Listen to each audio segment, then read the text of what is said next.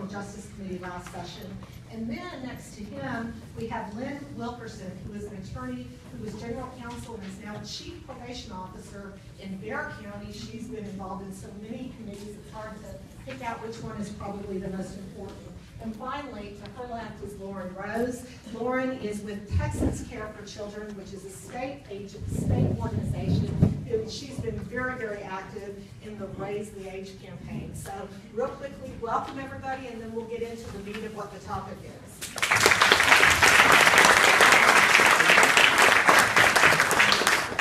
So the way we're going to jump into this topic and give you guys as much information as we can in terms of what's going to happen or what we hope is going to happen at the Capitol this session, I'm going to tell you that everybody's going to have a couple of minutes to just briefly kind of introduce what they're doing.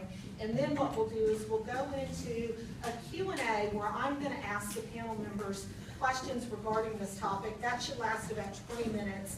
And then after we've done that, we're going to open up the floor to you all. And so as you guys are listening to what everybody has to say, be thinking about what questions you want answered. This is an incredible opportunity with these folks up here, so ask the question.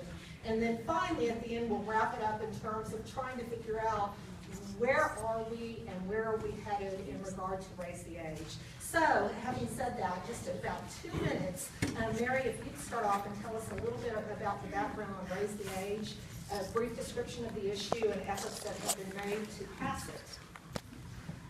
I'd be happy to. Hi, everybody. Hi. My name's actually Marcy Mistress. You guys can call me Marcy, and I work at the Campaign for Youth Justice, and we are a national advocacy organization that works across the country, whose sole mission is to end the prosecution and incarceration of young people under 18 in the adult criminal justice system. So I can tell you today that everyone is looking at Texas. We are really, really excited because in 43 states and in DC and Puerto Rico, the age of criminal responsibility is 18, and we know that Texas can get there as well. There are actually currently 3 additional states that are considering raising that age to 21, but this wasn't always the case. You know, when we opened 10 years ago, we were really trying to put a spotlight on this issue, and at that time, there were 250,000 young people a year that were being prosecuted as adults. 14 states had established the age of criminal responsibility below 18. There were 6,000 children a night who slept in adult jails and prisons, and that's 95,000 children a year. 10 years later, 7 states have already raised the age, and that means that in a decade we have cut the number of states in half. The daily count of youth under 18 in adult jails and prisons has dropped 70% since its height in the 1990s, and it's down to 4,200 a night, which is 4,200 too many, but it's definitely moving in the right direction. Of the 7 states left that have yet to raise the age, I want to say that every single state has legislation pending this year to challenge those laws. And this is the first time in the history of this country that we've had that few states who establish criminal responsibility below 18, and the first time ever that every single state is looking at legislative ways to challenge that. So I can talk about why, but I think I can get to that later. And I just want to remind you that this is a huge, huge law that impacts a lot of kids. You heard Elizabeth say 25,000. I just want to point out how prevalent that was. When I was renting my car last night, there was a young man at the rental counter, and he said, "What are you here for?" And I told him, he said, "I was impacted by that law, and I want to get involved." He said, "I spent 13 years. I went away when I was 17. I spent 13 years in an adult facility, and it changed me." He said, "This needs to stop." Thank you.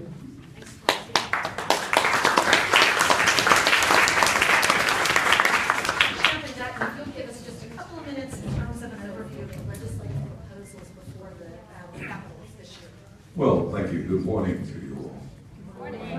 Good morning. Good morning. Good morning. All right, thank you. Let me thank you all for having this, and more especially, let me thank all of you all for being here. How many 17-year-olds in the audience? Well, you should be here then. Okay. Yeah, because Yeah, let me just do it by way of background. In the early 1900s, Texas was a state whose minimum age or age of criminal responsibility for juveniles was 8 years old. That changed in 1918 to 17. And since 1918, it's been 17 years old in Texas. And so what we're doing is we're changing something that's been around almost 100 years. And yet it's still difficult. But the thing I want to leave you with is that the solutions to just about everything, well, not just about, but the solution to everything that occurs over the Capitol is political. What that means is that the extent to which people either get involved or don't get involved means the success of the effort. I've been trying to get Texas to change it from 17 to 18, and we're still doing that. Although this year, what I've also done is after meeting with a number of juveniles, of youngsters rather, we're also looking at the minimum age, which is 10 years old in Texas. And we're going to see if we can change that to 12 years old. So we would raise the age of maximum age from 17 to 18, but we'd also raise the minimum age from 10 to 12. Now you might ask why. And let me do it this way. I had a number of youngsters who, with a Jack and Jill program, some of you may be familiar with that, and they were all 10 years old, and there were about 16 of them. And I said, okay, everybody who's 10, let me ask you a question. Who decided what you wore here today? They said, my mom.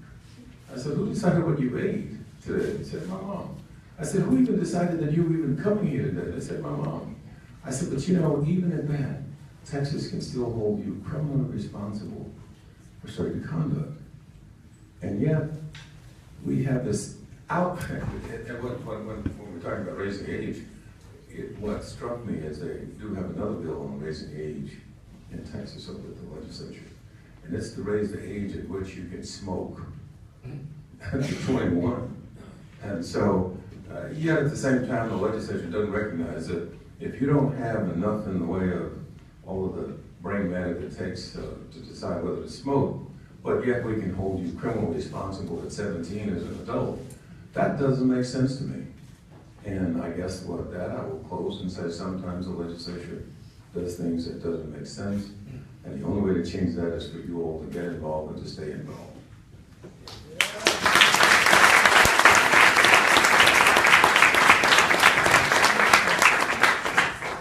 Representative White, if you'll give us just your perspective on kind of the conservative perspective of raising the age in the state of Texas. Thank you so much for that. And first of all, good morning to all of you. Good morning. Okay, good. And it's really good to see so many of you out in the audience there and see young faces.